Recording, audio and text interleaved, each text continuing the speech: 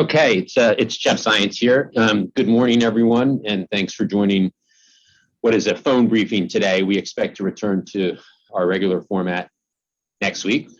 Today, Dr. Walensky will provide an Omicron in the U.S. update and discuss CDC's updated guidance for people who test positive for COVID. Dr. Fauci will discuss the latest science on Omicron. Before we turn to the doctors, I thought I would provide a brief update on the actions the administration is taking to ensure states, communities, and hospitals have the support they need in the coming weeks. For months, the Biden administration's whole of government surge response teams have been working hand in hand with governors and local health officials across the country to assess and address needs on the ground. More than 13,000 National Guard members have been activated in 48 states to support the COVID response, from vaccinations to testing to clinical care. These are state deployments that, thanks to the president's actions, are fully paid for by the federal government. Additionally, we have directly helped more than 30 states and territories by deploying over 2,100 federal personnel and thousands of ambulances, ventilators, and other critical supplies. On Monday, the president joined the administration's regular meeting with governors. It was actually our 40th meeting this year, to reiterate that we continue to stand ready to help them with more support for hospitals, more testing, and more capacity to get shots in arms. This includes an additional 1,000 military doctors, nurses, and EMTs ready to deploy when and where needed. Our message to governors around the country is simple. If you need something, say something, and we will mobilize to quickly get you the resources you need.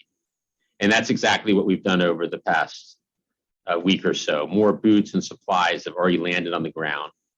For example, in New York, 60 FEMA medical personnel and 30 ambulances arrived last week to help transport patients to hospitals around the state and balance patient loads. And in just 1 week, we've established 9 federally run testing sites in New York City, with 3 more sites opening this Sunday. In Arizona, 20 FEMA paramedics began providing clinical support across the state on Christmas Eve, with nearly 40 more medical personnel arriving next week to help administer treatments in Maricopa and Pima counties, as well as in tribal communities. In Indiana, 23 military medical personnel started their mission on Christmas Day at University Methodist Hospital in Indianapolis. In New Mexico, 15 medical personnel from the U.S. Public Health Service Commission Corps arrived on Monday to provide surge support in Indian country. Today, we're sending 15 ventilators to the state, and 12 federal medical personnel will arrive next week to help get more shots in arms. In Wisconsin, a 23-person military medical team is scheduled to start its support mission at Belen Hospital in Green Bay on Friday. In New Jersey, a new federally run free testing site will open on New Year's Day, and more sites will open across the next several days in Philadelphia and Washington, D.C. And on top of all of this, 1 million gloves, 342,000 masks, respirators, and face shields, and 40,000 gowns the administration has shipped for frontline healthcare workers in states in the past couple of weeks alone. So as you can see, we've been working around the clock to surge reinforcements to communities as they battle Omicron, helping to staff hospitals, administer monoclonal antibody treatments, transport patients, add testing capacity, and get more PPE to where it is needed. And you'll see us continue to act aggressively to address communities' needs in the days and weeks ahead. So with that, let me hand it over to Dr. Walensky. Dr. Walensky. Thank you so much, Jeff. Good morning, everyone. I'd like to start by walking you through today's data. The current 7-day daily average of cases is about 240,400 cases per day, an increase of about 60% over the previous week. The rapid increase in cases we are seeing across the country is in large part a reflection of the exceptionally transmissible Omicron variant. In a few short weeks, Omicron has rapidly increased across the country, and we expect will continue to circulate in the coming weeks. While our cases have substantially increased from last week, Hospitalizations and deaths remain comparatively low right now. The 7-day average of hospitalizations admissions is about 9,000 per day, an increase of about 14% over the previous week. This could be due to the fact that hospitalizations tend to lag behind cases by about 2 weeks, but may also be due to early indications that we've seen from other countries like South Africa and United Kingdom of milder disease from Omicron, especially among the vaccinated and the boosted. And the 7-day average of daily deaths are about 1,100 per day, which is a decrease of about 7% over the previous week. As you continue to watch these trends, I want to emphasize that this virus has proven its ability to adapt quickly, and we must adapt with it. And it is in that context that last week, CDC updated our isolation and quarantine guidance for healthcare workers as we prepare for an anticipated surge in COVID-19 cases. This updated guidance will help to ensure that hospitals, clinics, and long-term care facilities can safely stay open and remain appropriately staffed, both to handle hospitalizations from COVID-19 and to make sure that we continue to provide the necessary care for those experiencing heart attacks, strokes, and other illnesses. Swiftly thereafter, on Monday, CDC also updated its recommendations to shorten the recommended isolation and quarantine period for the general public.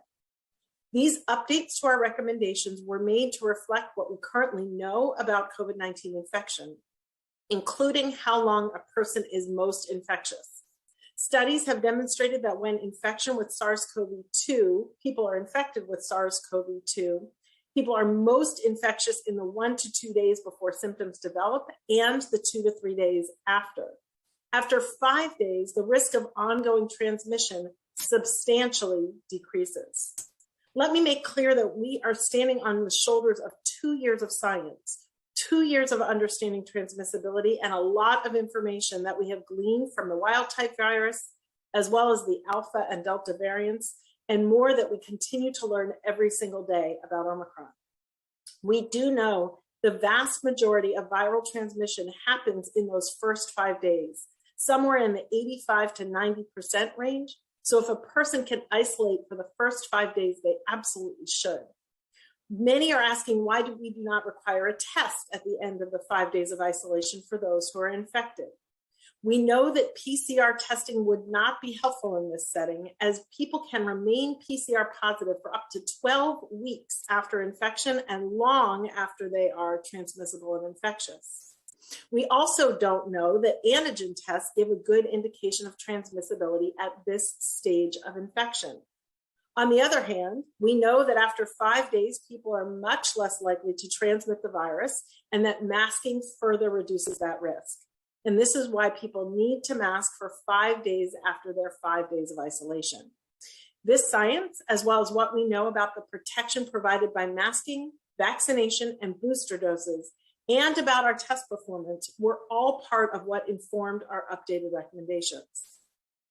Let me walk you through exactly what these new recommendations mean for you.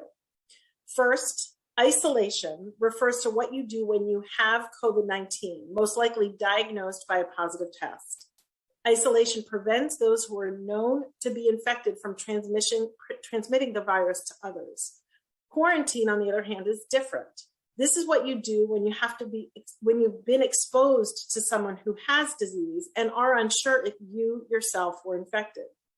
Quarantine prevents further spread of the virus in the time before someone may develop symptoms or from those who are asymptomatic from their infection. If you are infected with SARS-CoV-2, regardless of your vaccination status, you should isolate for 5 days. During periods of isolation, it's best for you to wear a mask around those in your household to avoid spreading the virus at home. After 5 days, if you're asymptomatic or if your symptoms have largely resolved, you may leave isolation as long as you continue to wear a mask around others, even in the home, for an additional 5 days. For those who've been exposed to COVID-19, quarantine recommendations are based on your vaccination status. If you are boosted or have been vaccinated with your Pfizer or Moderna series in the past 6 months, or your J&J shot in the past 2 months, no quarantine is needed. However, a mask must be worn for 10 days following your known exposure, And we also recommend getting a test on day 5 after your exposure. If you're not vaccinated, or you were vaccinated with your Pfizer or Moderna series over 6 months ago, or with J&J over 2 months ago, and have not yet received your booster, you should quarantine for 5 days following your last exposure. After 5 days, you should continue masking around others for an additional 5 days, and you should also get a test at day 5. If it's not possible for you to quarantine, it is really important that you do the right thing and wear a mask at all times around others for 10 days after your exposure. Here, we also emphasize that you should get a test at day 5. And if at any point you develop symptoms of COVID-19 during your quarantine period or your 10 days after exposure, like fevers, runny nose, a cough, headaches, or body aches, you should get a test and isolate until your test results return. And of course, then isolate if your test returns positive. Now, with these updates to our isolation and quarantine recommendations, I want to emphasize the critical importance of masking, which we know decreases the risk of transmission, as well as the importance of staying home when you're sick. If you are sick or have symptoms, it is best for you to stay home and to stay away from others. As we continue to fight COVID-19, prevention is truly our best option. This means for everyone getting, and for those eligible, it means getting your booster. And it means continuing to follow our multi-layer prevention measures, including masking in public indoor settings in areas of substantial or high community transmission, washing your hands frequently, and testing before gathering when possible. How well each of these prevention measures is implemented, as well as adherence to isolation and quarantine recommendations, will determine the outlook in the coming weeks and months. We at CDC are working to provide updated recommendations using science to ease the burden of lengthy isolation and quarantine recommendations. However, these recommendations will only work if people follow them. As we look to the new year, I am hopeful that we can come together and do what is in the best interest of our loved ones, our friends, and our communities. So with that, I say thank you, Happy New Year, and I will now turn things over to Dr. Fauci. Thank you very much, Dr. Walensky. I'm going to concentrate my remarks predominantly on severity or not of this disease. But before I do, I just want to underscore something that we always talk about when we talk about severity, and that is the issue of transmissibility and immune evasion. So very briefly, we know now incontrovertibly that this is a highly, highly transmissible virus. We know that from the numbers we're seeing, but I think each individual person throughout this country is now seeing around them the high degree of transmissibility.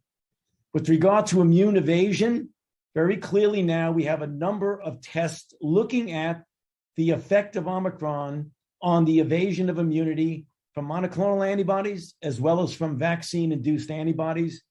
And clearly there is a degree of immune evasion, particularly against infection and to some degree against hospitalization. However, importantly, and the bottom line message here is that boosters bring back up that degree of protection to a level that is approximating what it was before. So boosters are critical in getting our approach to Omicron to be optimal. Now let's focus on the severity of disease.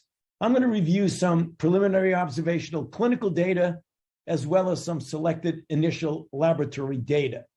First, the data from South Africa. There have been a number of reports.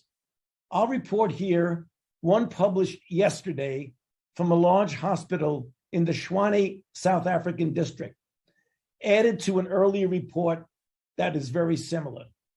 COVID-19 hospital admissions from the Omicron wave were compared to admissions from previous waves. And here is the comparison.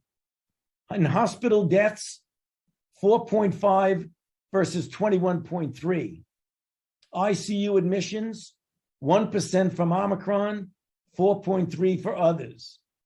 45% of patients required supplemental oxygen with Omicron compared to 99% in a prior wave. Length of stay, 4 days for Omicron, 8.8 days for the second wave. Mean average age, 39 years for Omicron, 49 years for previous waves. The authors note in that study that the changing clinical presentation of SARS-CoV-2 is likely due to the predominantly high level of prior infection and to some extent vaccination coverage, since vaccine level is relatively low in the Republic of South Africa. Moving on to the United Kingdom. In a study of the UK Health Security Agency technical briefing, preliminary analysis was looked at from days November the 22nd through December the 19th. The risk of presentation to emergency care or hospital admissions with Omicron was 60% that of Delta. The risk of hospitalization admission alone with Omicron was 40% of that for Delta. These data were fortified by data from Scottish researchers that showed when analyzed data in the Scottish population from November 1 to December the 19th, preliminary data suggests that Omicron is associated with a 2/3 reduction in the risk of COVID-19 hospitalization. Another study from the UK, Imperial College UK report in the hospitalization risk, analysis of both clinical and laboratory data indicate an overall significant reduction in the risk of hospitalization for Omicron compared to Delta. In the United States, we are getting accumulation of data. The spike in cases is out of proportion to the increase in hospitalization. So if one looks at 14-day averages, the data as of last night indicate a plus 126% increase in cases and an 11% increase in hospitalizations. Now, we must remember that hospitalizations and deaths are lagging indicators. However, the pattern and disparity between cases and hospitalizations strongly suggest that there will be a lower hospitalization to case ratio when the situation becomes more clear. Just a word about children. Certainly, more children are being infected with the highly transmissible virus, and with that, there naturally will be more hospitalizations in children. It is noteworthy, however, that many children are hospitalized with COVID as opposed to because of COVID, reflecting the high degree of penetrance of infection among the pediatric population. The final conclusion about the level of severity in children remains to be determined. And finally, some in vitro and animal data, which address the issue of whether or not there is inherent lowering of virulence of the virus. In a study from Hong Kong, it was shown that although Omicron replicates faster than Delta in the bronchus, there's less efficient replication in the lung. Hamster models from the University of Tokyo show that Omicron poorly infects and spreads in the lung and is less pathogenic compared to Delta in a hamster model. Belgian researchers in Syrian hamsters see the same thing. NIH-funded studies that are ongoing right now in both mouse and hamsters confirm the lesser virulence in the animal model, and studies here at the Vaccine Research Center at NIH in the non-human primate model are ongoing and will await results of that. So in conclusion, the data are encouraging, but still in many respects preliminary, yet they are getting stronger and stronger as additional data are accumulated. And it is still unclear how these data will translate to other demographically diverse populations in the United States and elsewhere throughout the world. But having said this, all indications point to a lesser severity of Omicron versus Delta. It is difficult to determine what degree of lessened severity is due to pre-existing immunity or the intrinsically lower virulence of Omicron, as suggested by the animal studies, or a combination of both. Increased transmissibility of Omicron resulting in an extremely high volume of cases may override some of the impact of the lower disease severity. And so we should not become complacent since our hospital system could still be stressed in certain areas of the country. And so to repeat what we say so often, and it deserves reemphasis, the risk of severe disease from any circulating variant, including Omicron, is much, much higher for the unvaccinated. And so adults and children who are eligible get vaccinated, and vaccinated people get boosted when eligible. Back to you, Jeff. Okay, well, thank you, doctors. And let's open it up for some questions. Over to you, Kevin. Thanks, Jeff. And let's try to be as efficient as possible so we can get through as many questions as people have. First, let's go to Ricardo at the AP.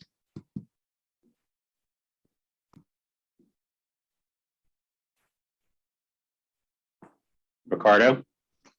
Okay, can you hear me now?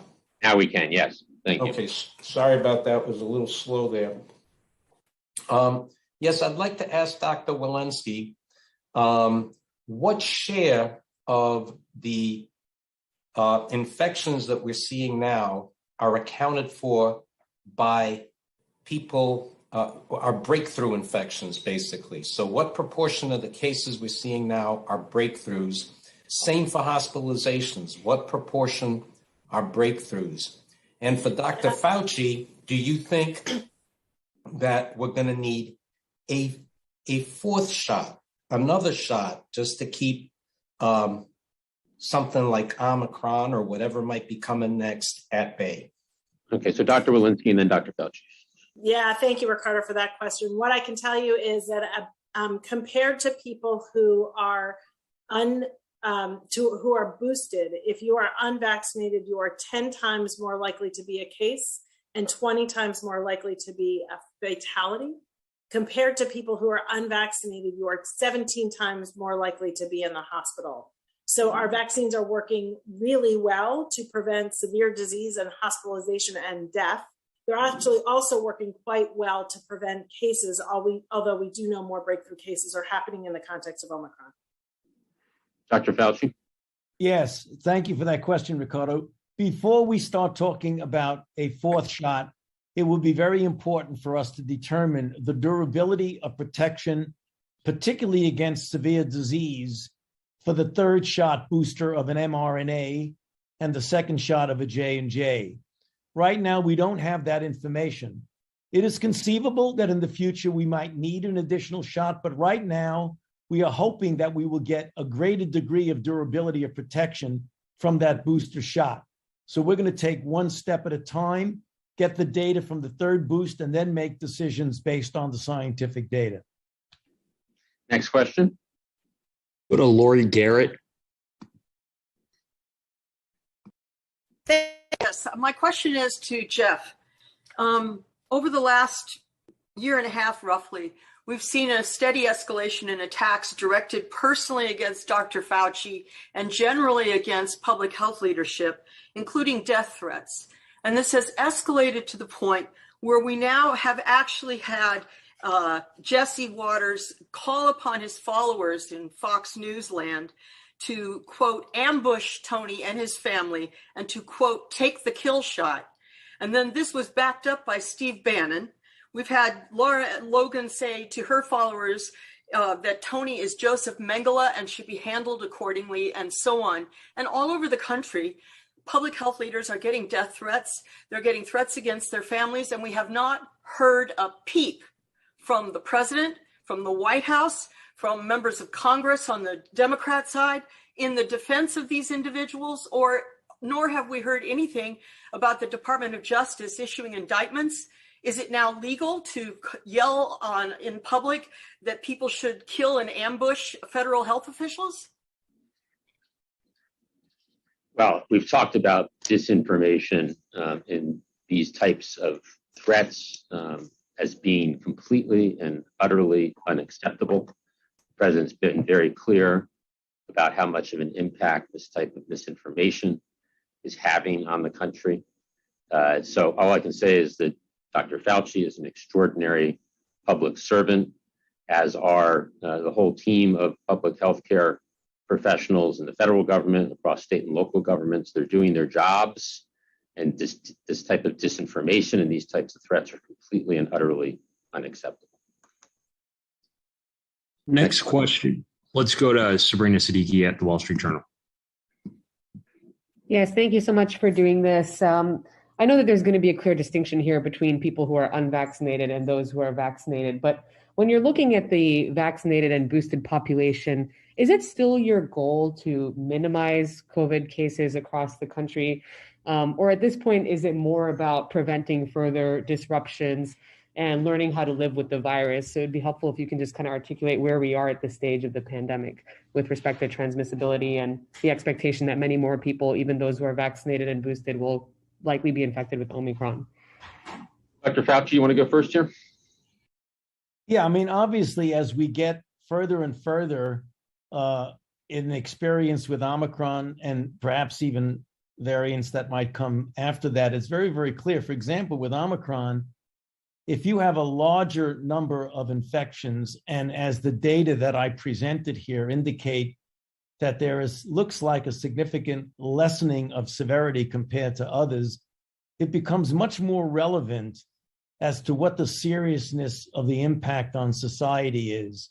We're never going to stop counting tests, but we're looking forward, as I think everyone feels is appropriate, that ultimately when we're going to have to, quote, live with something that will not be eradicated and very likely would not be eliminated, but can actually be at such a lower level of control, namely a control that does not disrupt society, does not disrupt the economy, that it will be much more relevant as to what the level of seriousness of impact is, as opposed to infection, which might turn out to be milder.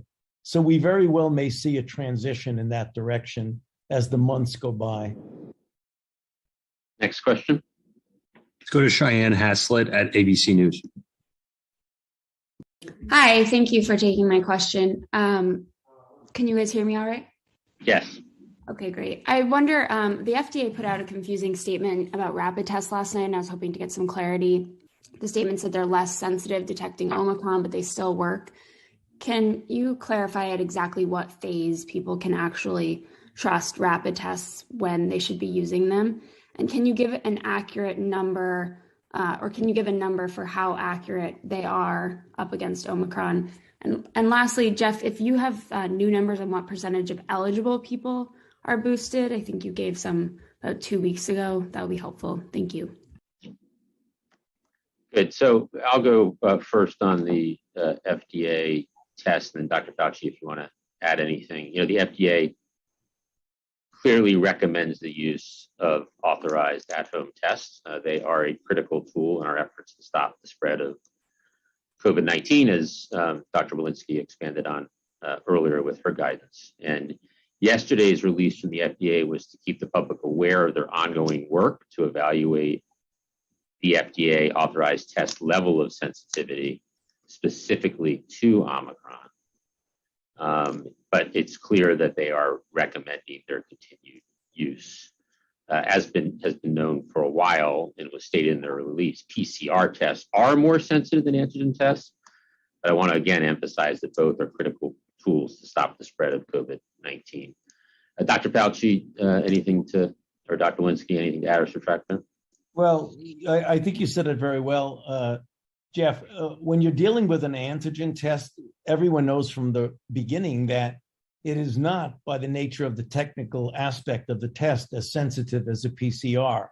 So it isn't 100% sensitive and not like a PCR, but it has a considerable degree of usefulness in a number of different circumstances, some of which Dr. Walensky has already mentioned in her remarks. What the FDA was saying, that when they were looking at the sensitivity with regard to Omicron, in some of the tests, there appears to be somewhat of a diminution, not a disappearance, but a diminution of the sensitivity. The fact that the sensitivity is diminished somewhat does not obviate the importance of the still advantage and usefulness of these tests under different circumstances. That was the message of the FDA. They wanted to make sure they were totally transparent in saying the sensitivity might come down a bit, but they did emphasize there still is an important use of these tests. And Jeff, if I might add to that, another important use is where we use them for serial testing in places like Test to Stay to keep children in school, in higher ed, to keep our college campuses safe. So lots of important uses in addition to the one I outlined. And if you're using them serially, we are able to easily give up a little bit in terms of sensitivity. On your question on boosting, I think importantly, we're continuing to boost about 1 million people a day, which is a good pace. Obviously, the more people who get boosted, the more people who get the highest level of protection. The data I do have off the top of my head is we're nearing 2 out of 3 seniors, those 65 and older, those who are most vulnerable. Of the eligible seniors, about 2 out of 3 are now boosted. And I'll follow up, or Kevin will follow up and get you the overall percent of those eligible, what percent have now received booster shots. All right, next question. Let's go to Joel Achenbach at Washington Post.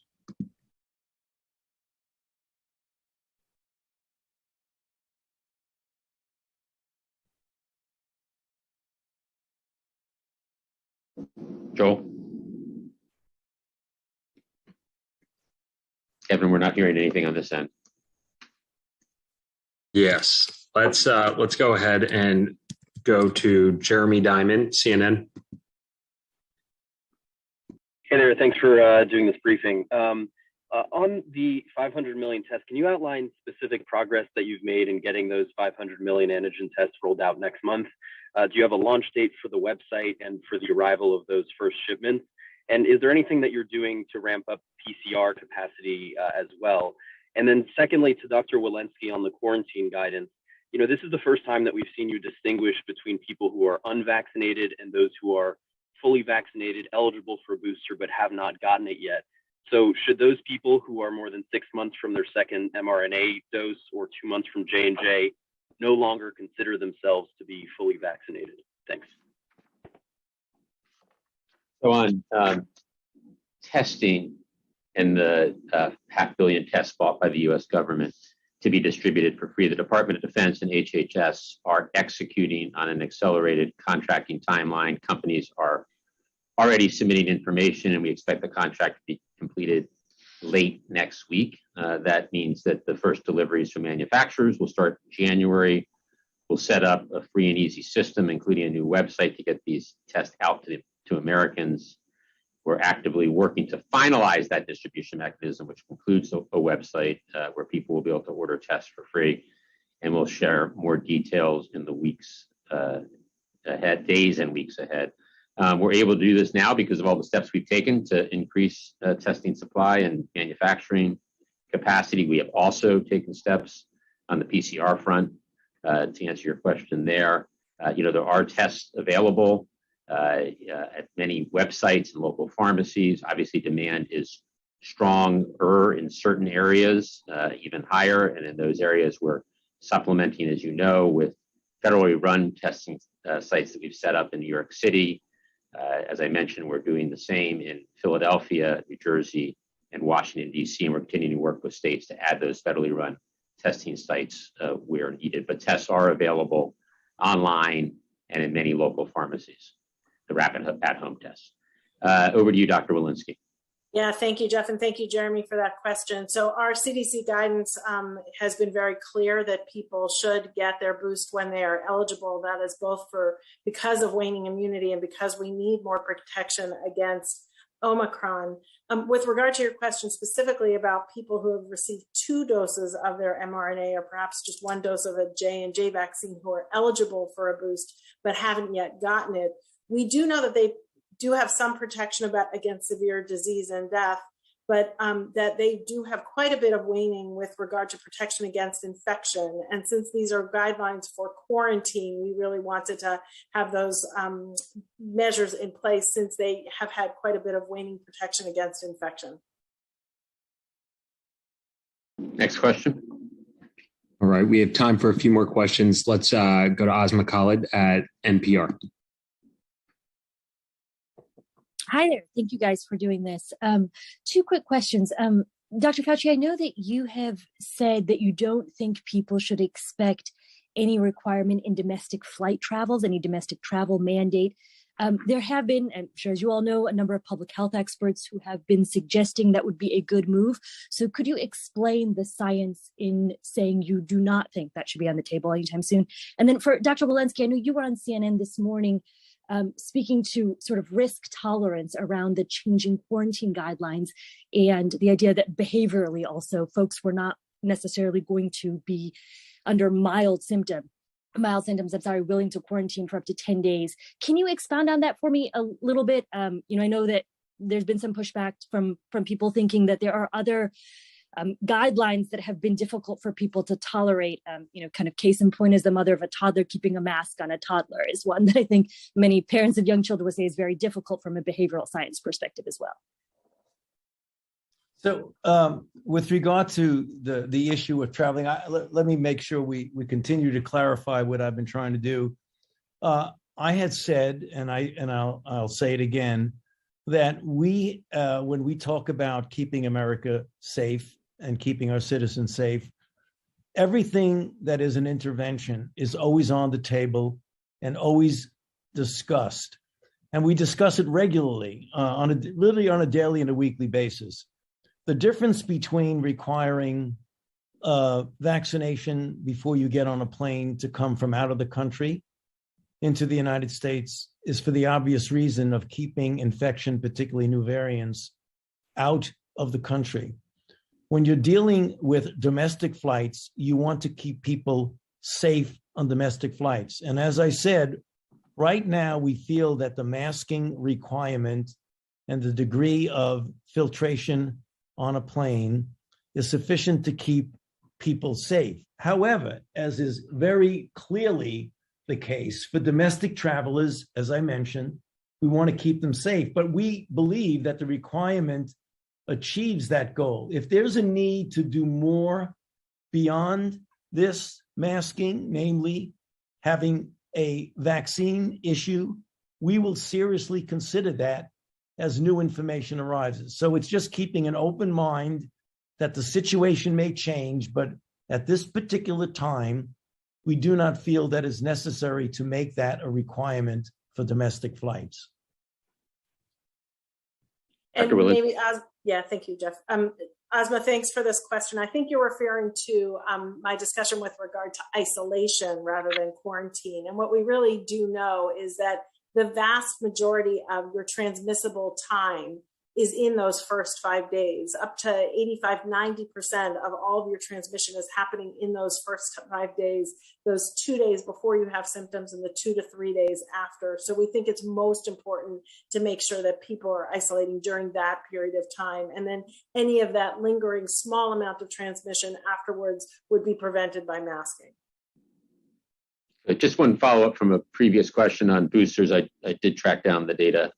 So as I said, nearly 2 out of 3 eligible seniors, those ages 65 and older, have now been boosted. And for 18 and over, so the population 18 and over, 45%, about 45% have now received a booster of the eligible. But those numbers have gone up a lot, doing about 1 million a day. But as the doctors continually emphasize, everybody who's eligible should go get boosted as soon as possible. Next question. All right, we're going to do 2 more questions. Nate Wexel, The Hill. Hi, thanks. Just a question on the isolation and quarantine guidance. Why was there no distinction between vaccinated and unvaccinated with regards to the 5 days? I mean, is there evidence that the virus is going to be less contagious after 5 days, no matter what your vaccination status is? Yeah, thank you for that question, Nate. obviously, vaccination and boosting is going to prevent you from getting virus to begin with. But if you happen to be one of those breakthrough infections, we have seen data that you, at least for other variants, that you peak at around the same place if you happen to be a breakthrough than you would if you were unvaccinated. You may have a slightly steeper rate of decline than if you were unvaccinated, but in fact, most of that is still happening in the first 5 days, and therefore we didn't feel like we had enough granularity to distinguish between the two. Next question. Last question. Let's go to Evan Lambert at News Nation now. Thanks for taking my questions. I have two. So I'm still a little bit unclear on why isolation guidelines don't include suggesting a negative antigen test. If people can get one, why shouldn't they check to make sure they aren't infectious before they leave isolation? And then the second one, I guess maybe for Dr. Fauci, can we get a clear recommendation? Should Americans cancel their New Year's Eve plans? Thank you. Dr. Walensky. Yeah, so we do know that certainly a PCR, you can stay positive in your PCR for a long period of time. But with regard to the question of your antigen, is we do not know how well those antigen tests perform at day 5 in detecting transmissibility. And it is for that reason that we would say, even if you had a negative test, we would want you to mask. And even if you had a positive test, we would also want you to mask. And therefore, given that these antigen tests are not authorized for use in this way, we did not recommend them at that time. Dr. Fauci, New Year's Eve. Yes, thank you very much for that question. So similar to what I said for the Christmas holiday, it goes true here. If you are in a situation with a family setting in your home with family, parents, children, grandparents, and everyone is vaccinated and boosted, although the risk is never zero in anything, the risk is low enough that we feel you should continue to go through with those plans of having a home-related, vaccinated, boosted gathering with family and close friends who are also vaccinated and boosted. So it really depends on what your plans are. You said, should you change or cancel your plans? If your plans are to go to a 40 to 50 person New Year's Eve party with all the bells and whistles and everybody hugging and kissing and wishing each other a happy new year, I would strongly recommend that this year we do not do that. Thank you, everybody. Thanks for joining. I wish everybody a safe and happy new year, and we'll look forward to next week's return to our normal style briefings. Thank you.